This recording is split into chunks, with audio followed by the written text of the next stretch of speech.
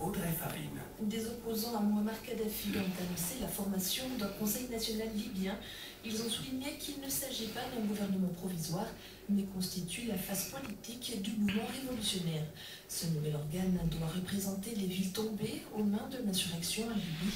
Un porte-parole de ce conseil a exclu toute négociation avec le gouvernement du colonel Kadhafi.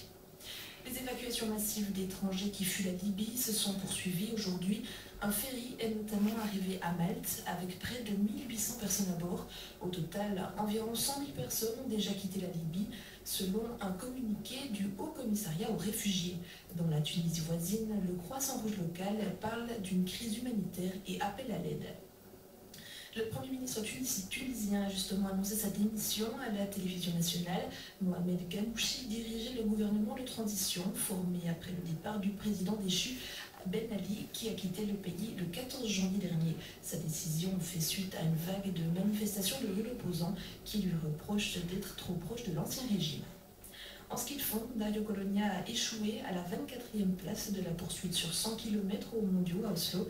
Le Grison a été débordé dans les ultimes kilomètres.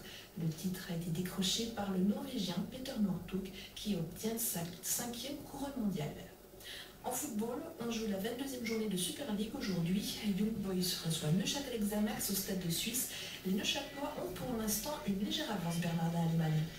Oui, un but d'avance, le Châtel Xamax qui mène 2-1. Les débuts et les fins de mi-temps sont importants et les Young Boys en font la cruelle expérience aujourd'hui. Ce Xamax a ouvert la marque très rapidement, la 4e minute déjà. Amer Arès qui pouvait affronter seul le gardien Velfil ouvrait la marque. Par contre, les Châtelois ont rapidement causé l'égalisation. 30 minutes plus tard, c'est Bienvenu qui pouvait égaliser pour l'équipe de la capitale qui dès lors prenait les choses en main. Mais à la 45e minute, Frédéric Page, oublié par la défense adverse, pouvait redonner l'avantage donc à Neuchâtel Xamax qui mène 2-1. Dans les autres parties, Bâle mène à Lucerne 1-0 et c'est 0-0 entre Saint-Gall et Tourne. Et puis en Challenge League, Yverdon et Lausanne n'ont pas réussi à se départager, 0-0. Lausanne qui du coup perd son deuxième rang au profit de Lugano qui est allé gagner à Vienne 3-2. Lyon a battu Kriens 2-0 et pour l'instant Delémont s'incline face à Aron 3-1. En République démocratique du Congo, une résidence du président à Kinshasa a été attaquée. Un groupe d'hommes lourdement armés non identifiés s'en est pris au bâtiment. 6 assaillants ont été tués par la garde militaire et quelques-uns ont été faits prisonniers. Demain, le ciel sera encore très nuageux. De faibles précipitations sont attendues sur le Jura et les Préalpes. En pleine, pas d'averse de prévu.